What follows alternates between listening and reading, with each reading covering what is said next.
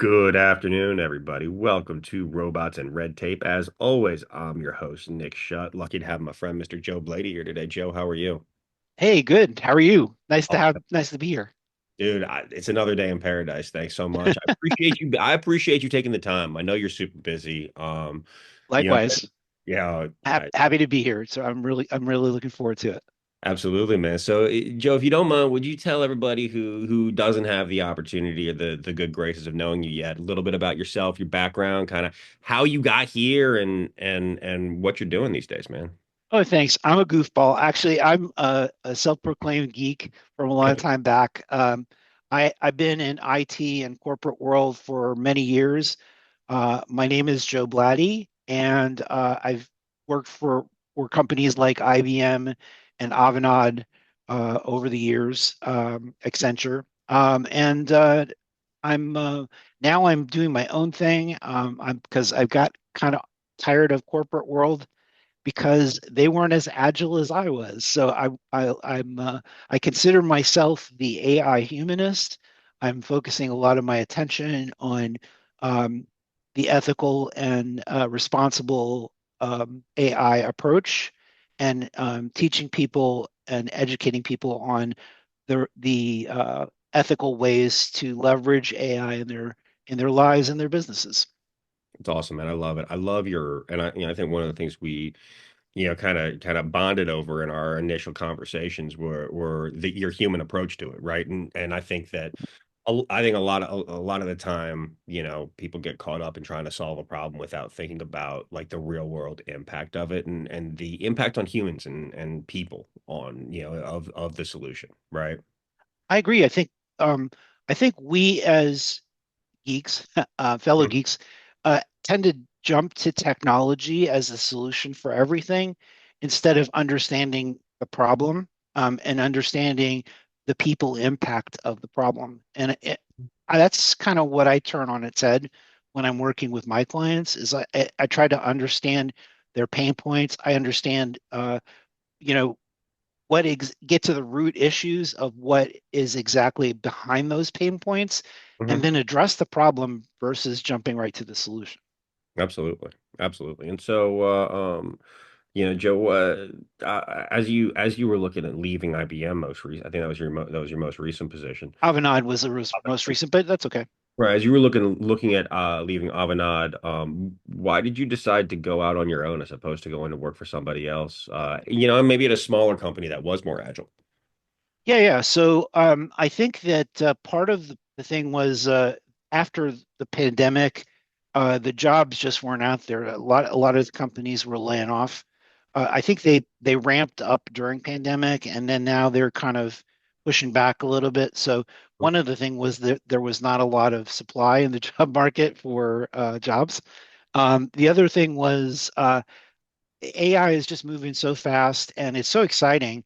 But it's also, not a lot of people are looking at it from a humanist perspective. So I wanted to be different because in my experience in the jobs that I had in the past, the constant and is helping people uh, with their pain points. So in other words, focusing on people and making their lives better. And I think that's really why my career evolved into doing just that.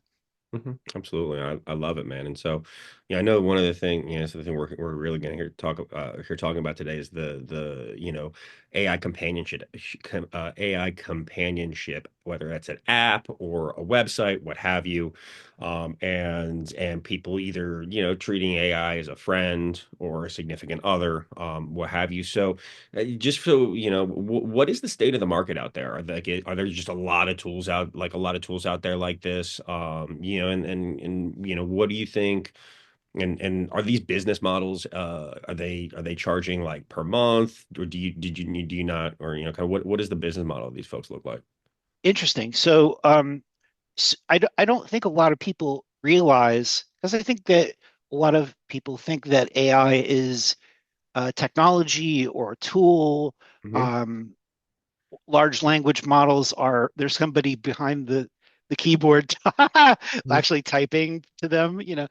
like it's chat. But these AI companions are here. They are actually in the hands of people, and they're in the hands of every age group, everyone who has access to to a phone Hmm. or to the web, etc. So um, you would think like, okay, Her, like the movie Her, Hmm.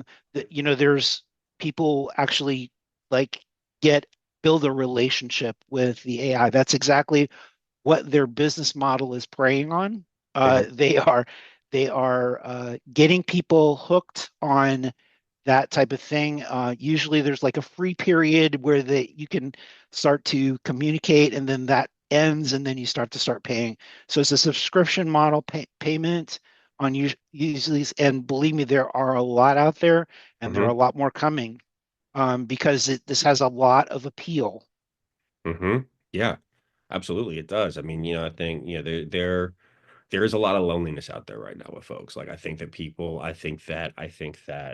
the rise of technology has led to a decrease in social skills and a decrease in need of Absolutely social skills. And not everybody is super comfortable just walking up to somebody and making friends and shooting the shit, whether it's like a long-term thing or just like a, hey, you're sitting next to me at this bar and like let's just run our mouths a little bit. In Because that was the only way you could interact with people before the internet, right? Was in person primarily. Um, agreed. and And I think that that didn't happen with AI. I think that happened well before AI with social media, with dating applications, Mhm.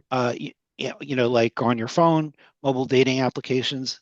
Uh, there's been a lot of technology impact to the way that we socialize, and I think that in a large part, just looking back over it, the promise of social media originally was to bring us together, regardless of geographical distance and et cetera. And I think what it's done is the opposite, is actually made us more connected to anonymity Mhm. and pushed us apart from each other. Yeah, I entirely agree, and I think that the anonymity has, or the expectation of anonymity and saying whatever you want and having no consequences has bled over into in-person interpersonal relationships. It's why I think that, Big time. yeah. Because people they feel like with the anonymity, they have the freedom to do whatever the heck they want without any hesitation or any barriers. And on the internet, you feel like I'm just in I'm in Facebook. What could that hurt? Or I'm in Instagram or whatever. I don't want to pick on Meta, but Mhm. what I'm saying is that being behind the screen has empowers people to act poorly and Mhm. bad behavior. And in a lot of cases, that's to the detriment of others. But then they bring it into real life and they feel like, well, if I could do that there, I can do that in real life. Absolutely. Yeah. And I think that some of the ways that it has brought people together is it has enabled like-minded individuals who want to exploit and hurt people to find each other, because those people want to be found, right? Like, I think it was something mentioned on one of my recent episodes was, people out here that are whether it's like, trafficking people or selling drugs or doing any of these things, they want to be found, just not by law enforcement, right? And Right. so, I don't know if you saw the case of, I want to say it was down in Texas. Somebody's been charged, or a young lady's being charged with murder because there's this whole Discord group, and like that's just been reclassified as a terrorist organization because they like get people to come into private Discord rooms and then do the most, like dark, fucked up things they could possibly think of. And this poor, some 15-year-old girl just talked some kid into killing himself live on Discord. And I think that is like, it's just tragic that that's even remotely acceptable for people to think that, yeah, you know what, that's totally cool. We can do that to this young man. Agreed. And I think that what we what it's also done is kind of dumb down our society in the well, in regards with ethics, but also in regards with just socializing with others. Yeah, we as humans have a tendency to seek out groups that are like-minded, right? That we can socialize with in comfort, that we don't have to worry about being someone other than we aren't. In other words, being our real selves and being our genuine selves. Um, but that genuine self could be a very evil person, and the people that you're socializing with and choosing to socialize with are also evil. Absolutely. And as my grandmother used to say, birds of a feather, right? Birds of a Hmm. feather flock together, right? And so Yep. yeah, so with the rise of these AI companions, whether it's a romantic companion, a platonic companion, whatever, first, how does it work? How sophisticated are some of these systems? So initially, the issue is that um, you could tell that you're talking to an AI because um, kind of like what we're having a conversation here. Um, I I'm responding to you. Sometimes I'm breaking in Hmm. and interrupting you, or somewhat coming on the tail end of whatever you said. Um, but uh, the early part of this was you'd hear a latency. I would end a sentence, you'd hear a pause, and then the AI would respond. That's gone now. It's like instantaneous. Actually, I did just as a test the other day. I did a test of character.ai, Hmm. and I created a podcast character. And I Okay. actually interacted with a podcast character on character.ai. Hmm. And it was pretty much instantaneous. It was two podcast hosts hosting me as a guest, and Hmm. so I gave it a topic, and I said, "Here, like, let's create a podcast." And so it was pretty quick. Hmm. You don't As long as you realize that you're talking to an AI and it's just a language model, then me being who I am, I knew what I was doing, and I Yeah. was trying to like trip it up. I was Hmm. trying to like figure out how it would trip it up. I didn't trip it up, so it was pretty good. Now, or was this? I know it started via all these things started via like text and texting with folks. Is it verbal now? Yes, you can talk to them in natural language, and they will talk to you back. Actually, the one that I created had uh, voice interaction, so you would actually make a telephone call. It's not really a telephone call, but Mm. an internet call to it, and it would communicate that way. Wow, that's terrifying. And now I would assume that they're integrating. They're working. And some of them, if they haven't yet, they're gonna probably work on integrating video chat. Is that right? They haven't gotten the technology that generates images dynamically uh, really solid yet. In fact, just this last week, OpenAI released their Sora, which is a text to video. Um, so I would say that they're really in the rudimentary stages of of text to video, or videos Hmm. that are generated from language models. Hmm. Um, but I can only foresee that that's going to get better. Right. And I would assume that if you're like texting with it via conversation, like you say would with you with a significant other, that it can send you pictures that it'll generate if you ask for them and things like that as well, right? I have not tried that. So Okay. to be honest with you, um, I know that the subscription services will, once you built a character like that, your avatar that's on the other end, you can get it to send pictures of that avatar to you Hmm. that are supposed to be photorealistic, but Hmm. they're created offline. So they're fixed pictures. They're not like moving pictures. They're not like Hmm. video. So it's just a picture, kind of like what you'd have carry around in your wallet of Right. your sweetie. Yeah, absolutely. So, but what we're saying is right now the state of these companionship apps, whether it's platonic or romantic or what have you, it can. carry on full conversations with you via text. It can Yep, carry on a full conversation with you via voice. yep, It can send you pictures. yep. Uh, and while it can't do it yet, eventually we expect that it'll be able to send you videos and do essentially like a Zoom call with you where you're doing a full-on interaction with a computer that's pretending to be a person. What we're doing right now between the two of us will probably be an AI on one end When event ultimately. you think Um, I within the next I, 18 months?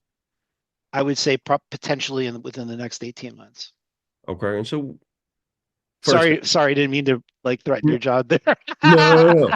No, it's totally cool because no, because I don't get paid for this, but it's totally cool either way. Well, so This is there's a passion there's project, Joe. so the yeah, exactly. For me too. Yeah. So there's a company called HeyGen, and I don't know if you're aware of them, but they actually are doing video avatars, and they you can give them a script, and you can change their voice, and you can change their appearance and whatever, and actually it can mimic you. So if like it can record you, and you can sit there and talk for a little while, like I think 15 seconds, and then have it read a script with as you. So it's like play video playback, but it's AI generated video playback in your voice with yourself. So if HeyGen can do that now, it's only a matter of time when Mhm. those companions can do that.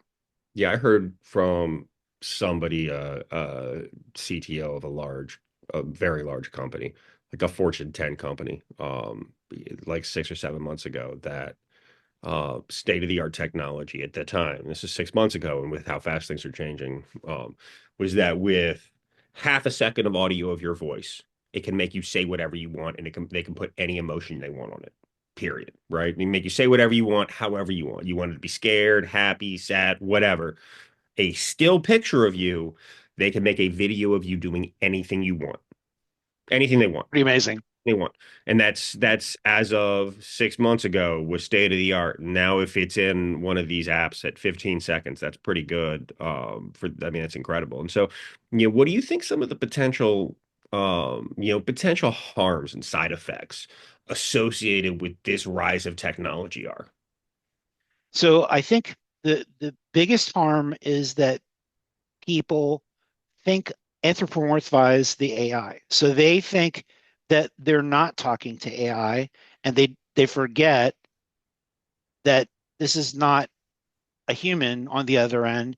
This is not this uh, entity that they think that they're communicating with uh, that has no empathy, has no facial expressions other than the ones that it can mimic. Have a face. It has no understanding of language. Hmm. So that's an interesting point actually that a lot of people don't understand. It doesn't know English. So it's all working in tokens. So and tokens are like pieces of words. So Hmm. when you think about it, you know how you sit there and you type on your phone and you're trying to type a text message and it's trying to predict Hmm. what your next word is by just a few letters. That's exactly what generative AI is doing. Is it looks at patterns that it's collected in its model and it's been trained on, and then it says the likelihood of the next word that you're typing is this, and that's what it's going to show you. And so that's actually how it generates language. Um, Hmm.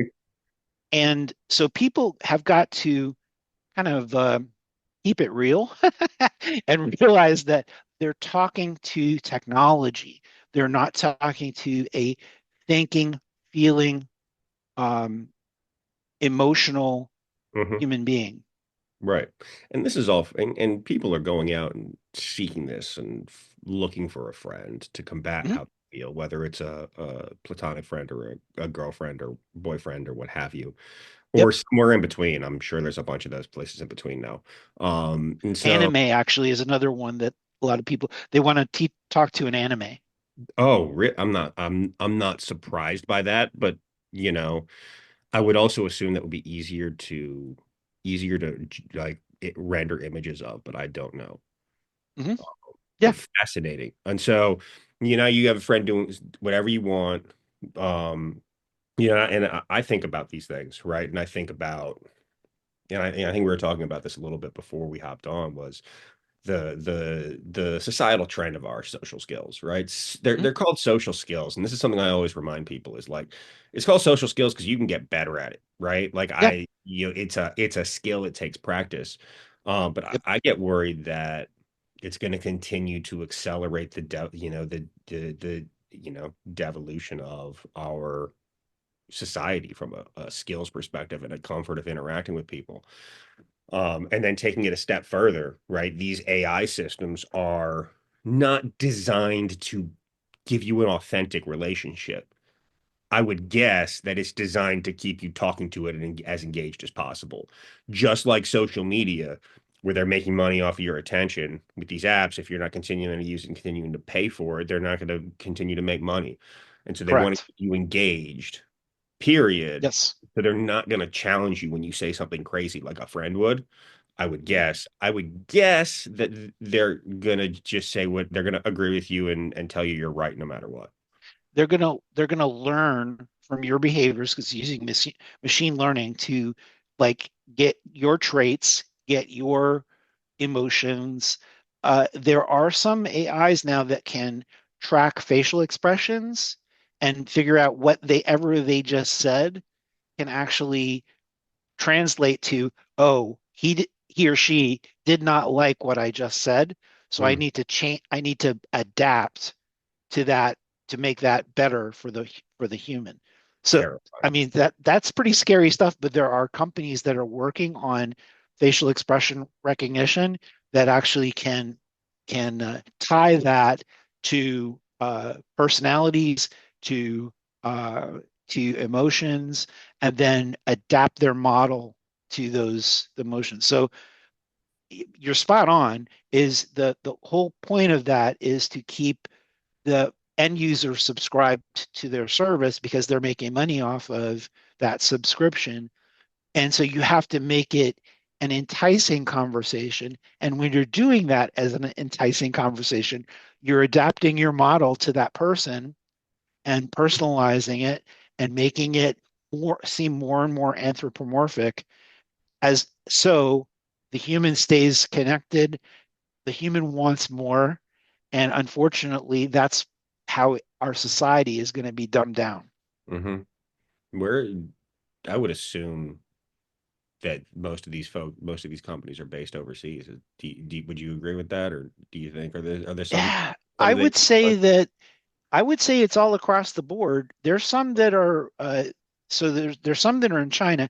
Actually, I think China had a really interesting, scary use case. So they have a one subscription service that you can send uh, pictures and video and audio of a relative that has passed away, and they will recreate that the the personality traits of that passed away relative, so you could talk to them. That's a company based in China, and I'm not sure about the ethics of that. I know that there's a lot of people that are in pain after losing a loved one, but talking to your loved one after they're dead, that's kind of that gets into the metaphysical yeah, realm. Um, absolutely. They're gonna put psychics um, out of business. I but I but but I think it's actually across the board. There's some companies that are U.S. based. There's some Hmm. companies that are overseas. So I can't really point to one country or anything. Hmm.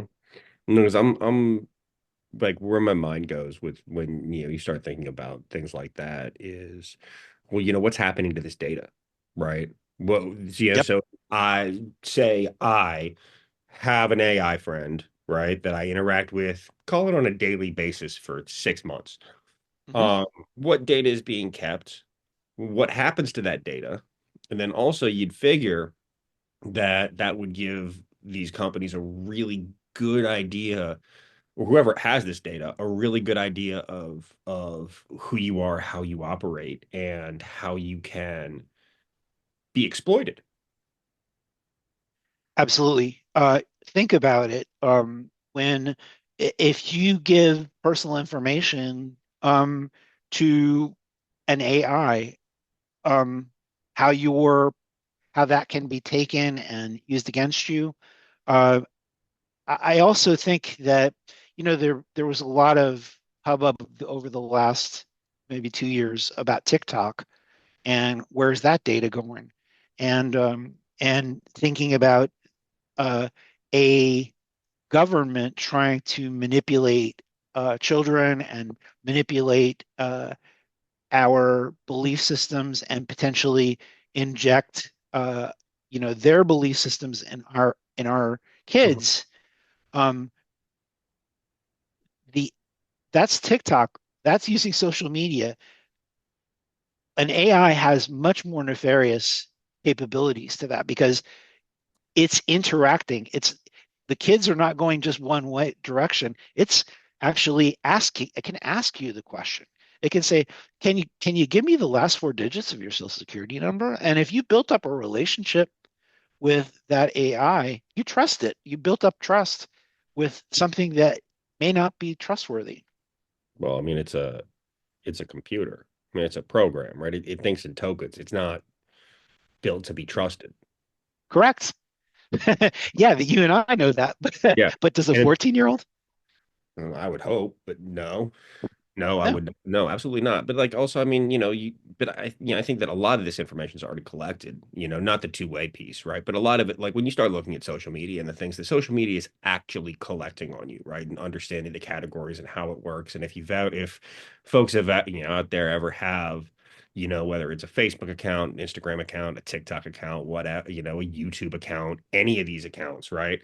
They're all collecting massive amounts of data. I highly Yep. suggest that you go in and look at these settings, right? And you can figure out how to go find, because all of this data, you can go in and delete it. You can have control over it. You can see it, right? Um, and so like, I mean, I know when I first figured that out, and this was 5, 10 years ago, I was able to see like this on my on in Google, right? I use Google Maps for directions and things like that. I was able to see specific trips where I took, where I drove, when I drove from 5 and 6 and 7 years previously, right? Um, Now that's pretty benign in general, pretty benign, right? Um, but I wouldn't be surprised if it would ask things like you could have an AI agent ask things like, that could be common security questions or your email address, but they're already going to have at least one email address. And then in addition to that, um, How it's about your mother? How about your mother's maiden name? How yeah. about how about the street that you grew up on? How Hmm. about, those are things that a lot of times people use for security challenges. Hmm. And I mean, those can come up in conversation if you're doing something conversational with an AI that you've built a relationship with, Hmm. and you don't think about that computer on the other end. Um, but what about like personality? Like, you're getting personality traits, figuring out what you respond to positively, what you respond to negatively. What you Um, on to period when you think about the level of outreach that we're bombarded by on a daily basis. exactly. So, I mean, if that information gets in the wrong hands, they know how to manipulate you. They know what causes you pain because we avoid pain as humans. We know what causes you pleasure Hmm. because you can actually, and that's another thing that we seek out as humans is we seek pleasure. But what I'm saying is that those things can be used against you by a nefarious agent if they have that data. Hmm. Absolutely. And I just think about a lot of the pig butchering scams that came about, came about really accelerated during COVID, right? Where somebody sends you a text message and, oh, but it's to the wrong person and I'm sorry. I didn't mean to. Oh my God, I'm so sorry. I didn't It mean to. still goes on and it pisses me off. It goes on. I probably have five of them in the last week and a half, right? Yeah. John Oliver did a great piece about these scams and how it works and how like the upfront contact is generally run by an initial like the criminal mastermind, and then the relationship gets passed off to somebody, frankly, that's really in a slave camp in like Southeast Asia somewhere.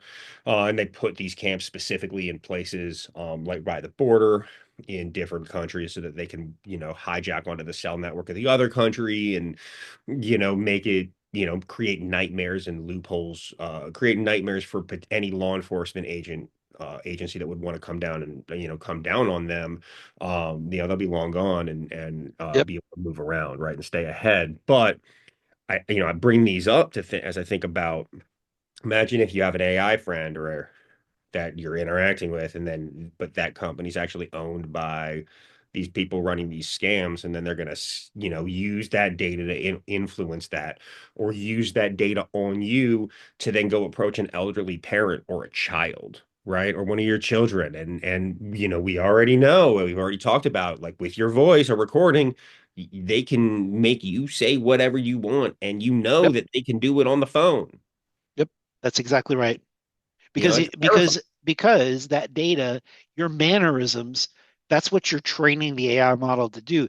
You may not think that you're training the AI model, but in conversation in an AI companionship relationship, whatever relationship it is, you're interacting with it, and your mannerisms are being learned. Hmm. Yeah.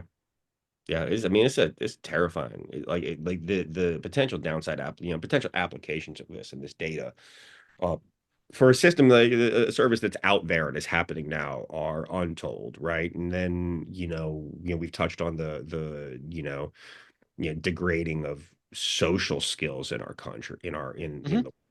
But then you combine that with I think you brought up internet dating and dating apps as well as all of the romantic side. Like everybody I know has said that dating is horrible these days. I don't know if that was the case 40 years ago, but nobody really likes it from that I've spoken with anyway.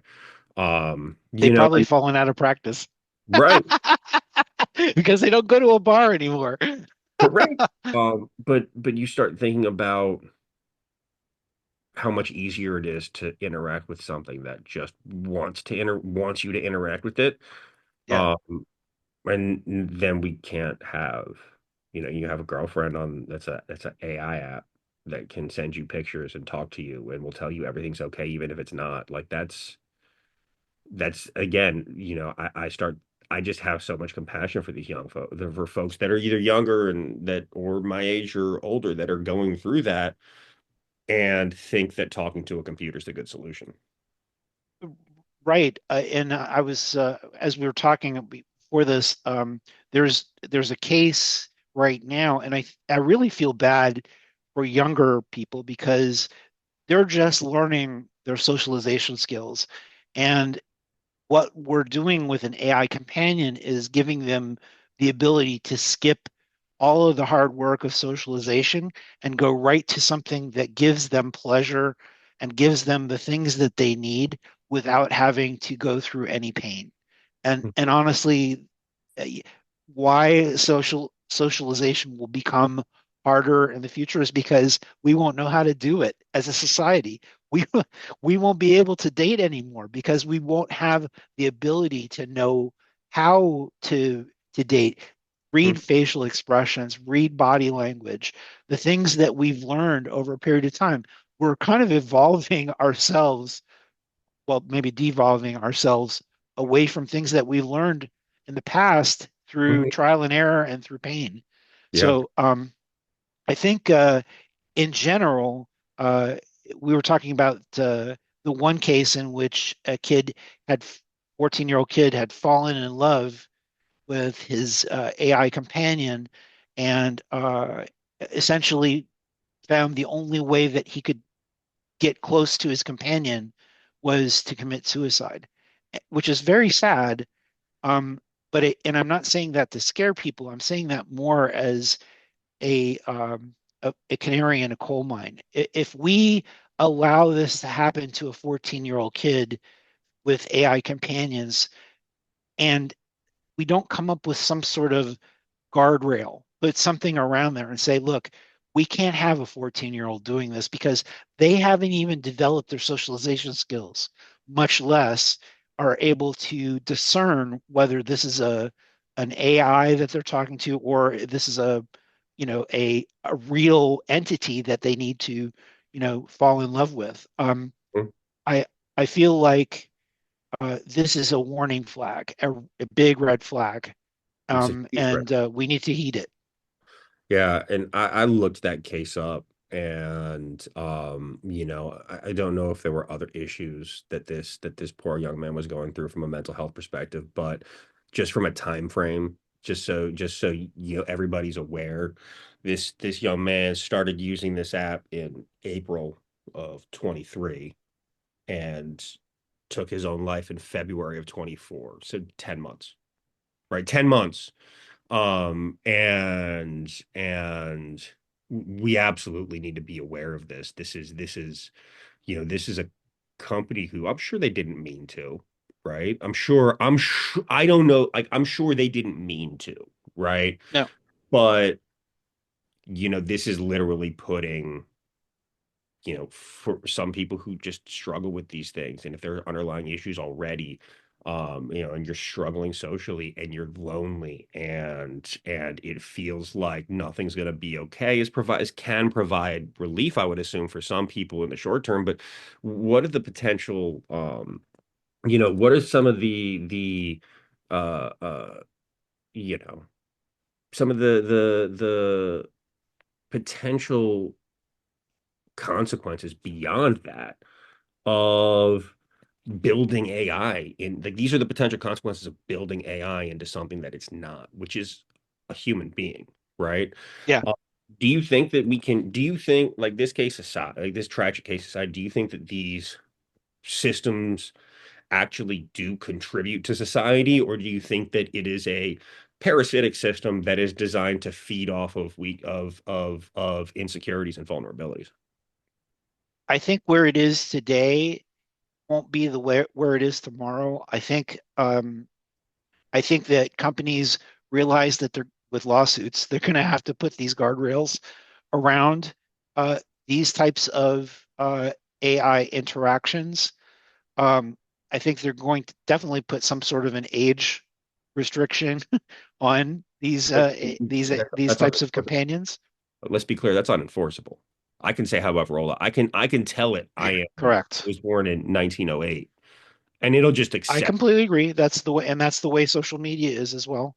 Hmm. Um, but what I'm saying is that we're going to have to uh, put some guardrails into these types of companions to assure that the people that are using them continue to realize that this is just an AI. This is not a real human. This does not have empathy or emotions. The downside to this, Nick, is that there are always going to be companies that want to make money off of this. And it right now, the sky's the limit. So I think that the liability of or risk of a lawsuit uh, does not outweigh the amount of potential profit. I agree. Just out of curiosity, as an engineer who's been doing work like this, if you were the guy that had to figure out how to put guardrails around something like this, how would you go about that?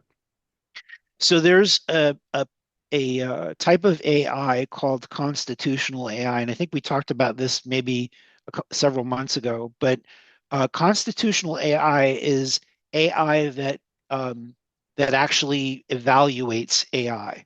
So you can have an AI agent as a constitutional AI, kind of like a chaperone. And the chaperone will look at the conversation, look the direction the conversation is going, and if it feels like if it in its algorithm computes that this is going down a path that requires a human or is could potentially harm the end user, then it can actually jump in and interject and intervene. So and constitutional AI doesn't really work that way right now. It's all in the training phase, but Hmm. it essentially what it's doing is it's training the AI to be more ethical, responsible in its answers. Okay. Okay. So essentially, it's like having a third party watch all the conversations all at once to make sure That's and that's the that trigger is the words. goal. That's the goal, right? Yeah, trigger words, things like that. I would assume, right? Where Mhm. phrases, things, is that good enough? That's about if I like you say asked me a question of if that's the engineer in me Hmm. thinking today. I don't know that it's good enough. I don't. I honestly, I that's about the best that I can think of, other than shutting it off. And the thing is that as long as there's money behind it, uh, people are just going to keep going down that path. Yeah, no, absolutely. Like I've toyed with the ideas of, you know, different, chatbots that can help with things like, mental health interventions, immediate mental health care on demand. But like the thing that has always worried me and kept me away from things like this is that eventually something's going to happen and somebody's going to do something drastic, hurt themselves, hurt somebody else, commit a crime, and the reasoning is going to be the AI told me to do it, right? Because I don't Yep. trust that it won't, and I also don't trust that you continue to update, update the AI that it's not going to break or that you're not going to have system failures. I mean hallucinations, Mhm. without having that real understanding, and then you look at a situation like this with this poor young gentleman who over 10 months,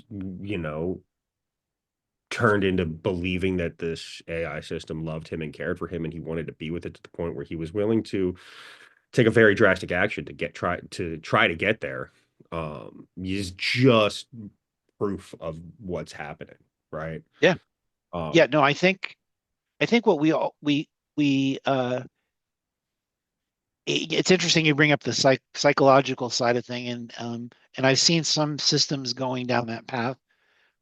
They're actually like group therapy sessions. I've heard they're testing out AI to become like a group therapist, but more in a like what a therapist would do in a group therapy session is kind of ask probing questions and then take notes instead mhm, of uh, you know giving advice or guidance or anything like that. It's more asking probing questions and just kind of gathering what the people are saying.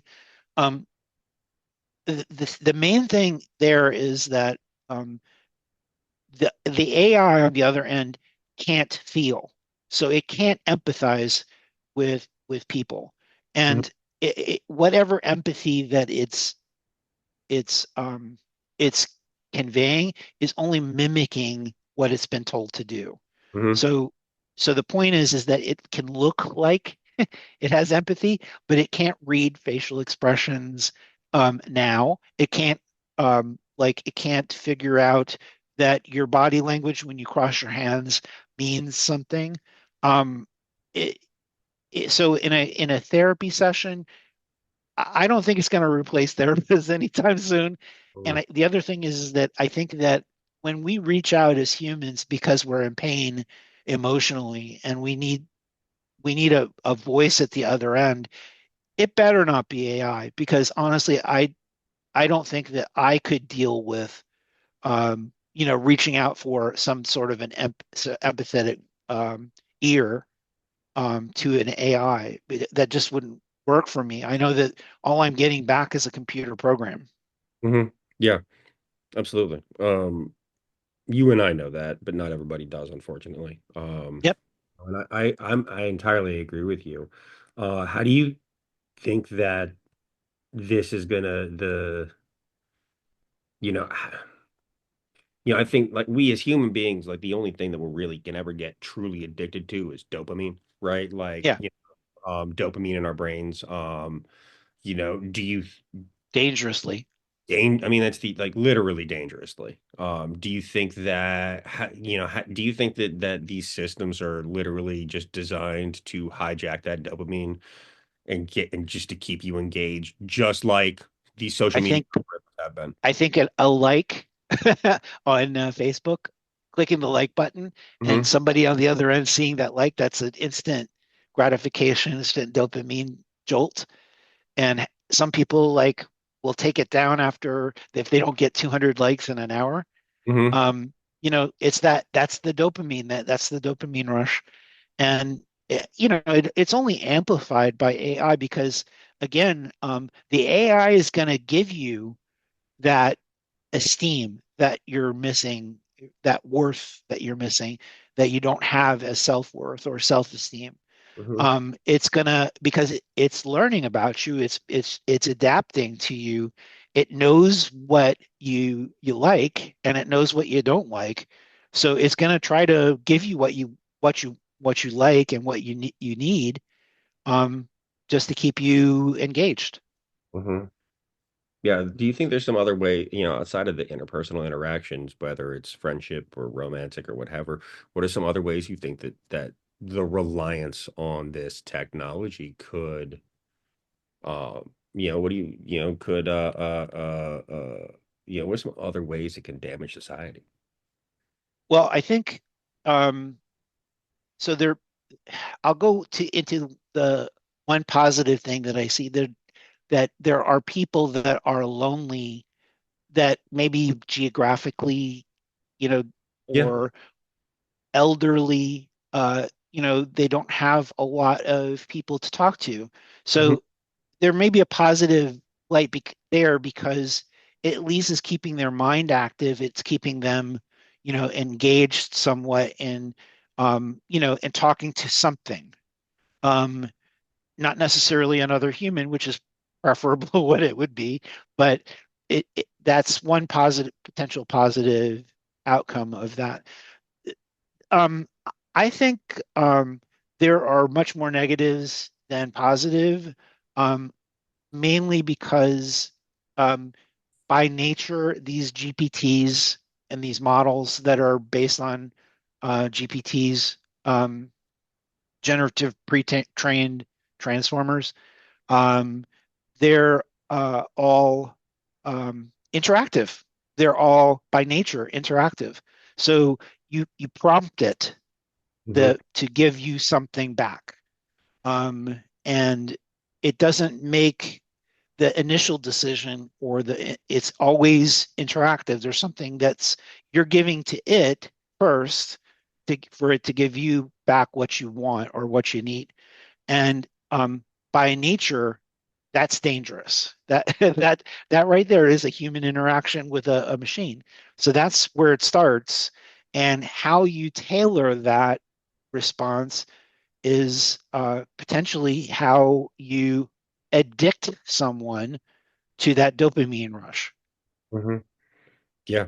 That's why there are certain people that like give you dopamine rushes in ways that others don't, right? That's why you're drawn to certain people. I Um, agree. the difference is that it's not like people we as human beings aren't designed to elicit that response in other human beings. It's just part of who we are, right? We're Mhm. attracted to others. Again, friendship, romantic companionship, whatever, for a lot of reasons. I agree with you when from what I've read. A lot of elderly folks are doing that, right? They Mhm. are having conversations with their AI friend. In Mhm. some ways, I think that it again, it absolutely has potential to help with some of this stuff because there is a huge amount of loneliness out there right now. I mean, Mhm. one of the reasons I talk about it so much is because, you know, it's a problem. If we don't have honest conversations about where we are and the issues that we have, like you're never going to actually begin to solve a problem, right? Agreed. However, I think that this is a band-aid on a problem that may cause some it may like in the short term help a little bit. Um, but I think especially with younger people, the damage that it can do is exponentially worse than anything it can do to help right now. period. Agreed. And we're talking, we're not talking individually. We're talking at a societal level. We're talking how we are changing our society by encouraging our young kids to interact with something that is a machine that they are going to anthropomorphize because they're at that developmental stage of their mental and emotional self. So it, it as a society, what are we doing to our future? Yeah, well, you know, I don't have an answer for that. I think that, you I know, agree. I don't either. but I'm a in little the feared short about term, it. we're gonna create a lot of stockholder, a lot of value for some stockholders, You got it. but but it's gonna hurt people in the long run. And That's right. if this young man in Florida is any indication, um, there's going to be more things like this. Because I think that I think that putting guardrails, like whether it's a constitutional AI system on top, like that's great. That's amazing that we can do things like that. But you and I both know, Joe, that those are only going to be the like upper crust of the companies that do it, right? Like the top ones are going to People do who are responsible. Right. well, people who have more to gain financially by being responsible than to gain by not being responsible, because Agreed. these people, they wouldn't do it if they didn't have to, right? Um, it's the reason why a couple years ago, you remember all these massive companies hired DEI folks, and diversity, equity, and inclusion was the Yep. big thing, and it was all it, but it was like 18-month run, and then they started slashing budgets and firing these people and getting rid of them as fast as not as fast as they could, but at a rate that they felt that wouldn't be noticed by the public. You got it. And actually, Walmart has most recently like rescinded all of their DE&I policies. I just saw that. Yeah, and they're trying to change it from DE and I to DI. So it's not equity, it's just diversity and inclusion. They're dropping the E. Because that's what made the difference, right? That was the bridge too far, was equity. Inclusion and diversity, those are okay. Um, I laugh as a humanist.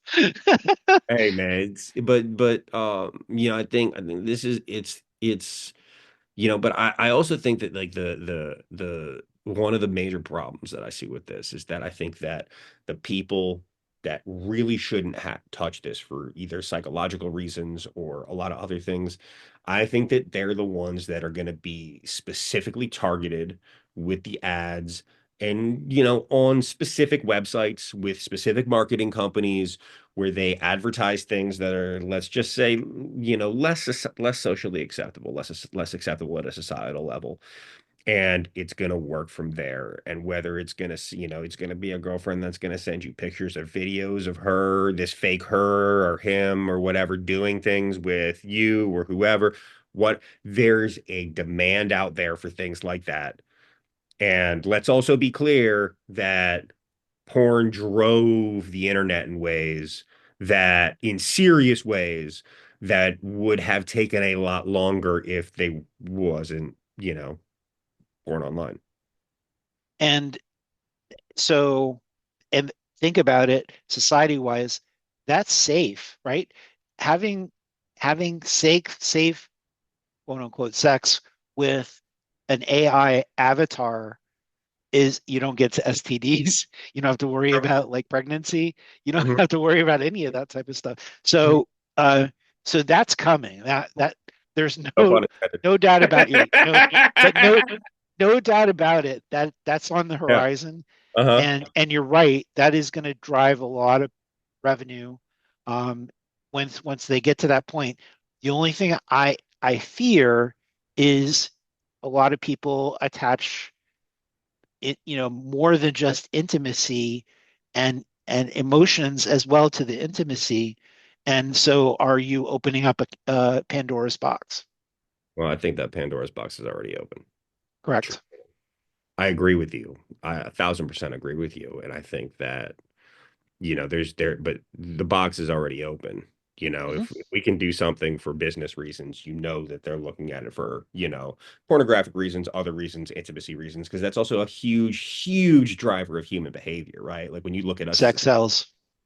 sex sells for a reason. There's a reason that there are people shaking their bodies around on TV trying to sell you a Diet Coke, and I know. have been for 50, 60, 70, 80 years. Yep. There's a reason that there's a reason that the most talked about Super Bowl halftime show of the last 25, 30 years was the one where Janet Jackson got her top ripped off, right? Like, and Wardrobe malfunction. that wardrobe malfunction and drove at random fact that wardrobe malfunction drove was the genesis or the spark that for YouTube being invented, Yeah. right? Yeah, Like, exactly. I mean, literally. And like, you think, the guy, I forget the guy's name who founded it. He was trying to find that video and he couldn't. So he founded YouTube because he feel like there should be a place where people can upload these things. And like, it's like YouTube's a very successful, very, very, very successful business and was a great acquisition by Google, because they Mhm. own YouTube also. Um, but Yep. I think that you're right that they're like OpenAI won't touch these things, right? But you know, No, but people write wrappers all the time that use OpenAI's engine in the background mhm, and for whatever their purposes they want to do in the front end. So um, I don't know that OpenAI would knowingly create something like that, but somebody could probably create it on their platform. right. Or they could just download a model off of Hugging Face, drop it into a server, a cloud server somewhere, and Yep. run it there because most people don't have the compute on site to run something like this with at scale without latency. Right. So and so, yeah, I mean, it's just fascinating, right? It's fascinating to look at some of these things. As if you had a child, a young teenager now, right? God, I'm glad that I don't, because I'd be really concerned.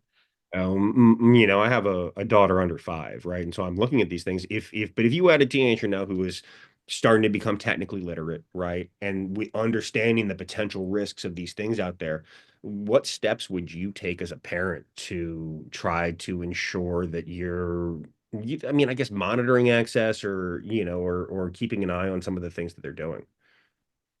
So I think my best advice to a parent is to learn a lot about what AI is and what AI isn't, even if it's a high level, so that you can be able to converse intelligently with your teen. My I think we used to talk about when do you have that safe sex discussion? Hmm. This is kind of like a safe AI discussion. This is like Yes. actually have understanding the concerns that a teen might have in socialization at an early age, and actually encourage the human interaction instead of the AI interaction, because the lesser of two evils, honestly. Um, yes, they're going to get hurt by the human. Yes, there's going to be um, times when the other human or humans in their social group do not do exactly what pleases them. But that's the whole point, is that they have to learn how to interact with other humans, and that it while it may be scary to a lot of people in what could happen in that group, like we were saying earlier, birds of a feather, um, that is a lot less scary than building your entire socialization skills on a computer program. Yeah, I completely agree. And especially as you continue to look at not just change, but the rate of change, right? Yeah. Let's be clear. I think ChatGPT was released about 2 years ago now, maybe two Yep. years and a month, about 2 years ago now. A little over 2 years ago, just a little And over. you think about the, massive changes and improvements that have happened. And now the company that popularized LLMs has just released their first rudimentary video generator Yeah. um, earlier this week or last week, I forget when. Hmm. Is text to video, right? We already have text to images, Sora. true story, robots and red tape, our logo, I used AI to make that, right? And like that's super easy to make, but I would have had to pay 150, $250 to have somebody generate that. And it was included in my monthly subscription of ChatGPT, right? And Right? so, and so you look at things like that where again, 3 years ago, you would have needed to use an artist to generate a Sure. robot image. Now, like again, the rate of change is incredible, and you're able to now have full-blown conversations verbally with characters that you create and come up with. And then you start, that's 2 years, right? And you look forward 2 years. Where do you think technology is gonna grow to and evolve to over the next couple years? So they've talked a lot about AGI and you know, artificial general intelligence, and um, For folks that I don't, think can you define what that is and how that's different from the stuff we have now? so. Um, I'm glad you asked me that question because the bar keeps moving. Okay. So, uh, uh, OpenAI defined like the levels of intelligence, and they've kind of changed it over time. It stayed stable maybe a few months, Mhm. but what I'm saying is that I think that bar is going to change. But basically, what that is that when AI can be as intelligent or more intelligent than most humans. Okay. So that's a good way to put it. But I think there is also super intelligence. So there are steps along the path where AI may become more intelligent than humans.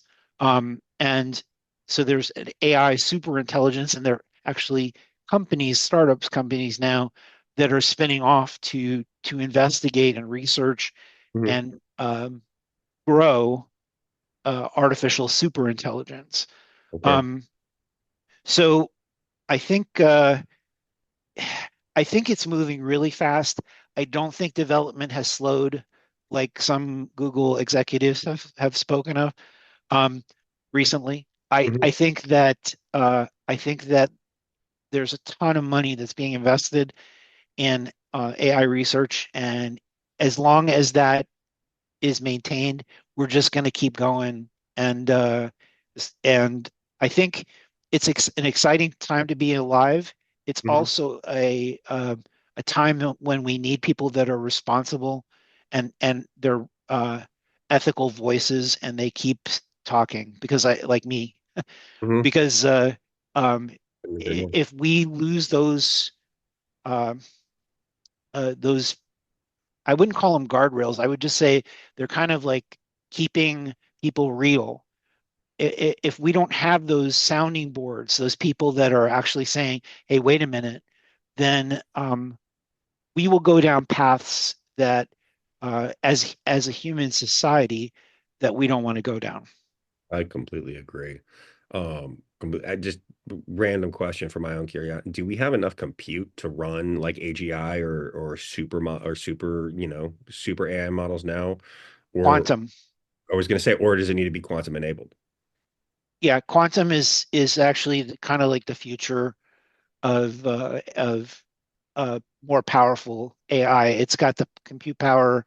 Mhm. Um, I think we're uh, we're looking at distributed computing right now, and like distributing multi the massive multitasking, multi-threaded Mhm. things that AI needs to run their models. And they were running on GPUs, so that's why NVIDIA is doing so well. Yeah. But we're building like now they're building CPUs. Apple has NPUs built into their new Macs on their Apple Silicon. That's that's all AI chip. That's Mhm. basically a processor that's dedicated to AI. Yeah. Microsoft is building them into their new Copilot enabled PCs. So so they're building it into silicon now. Mhm. Um, Microsoft is building a custom silicon chip for AI.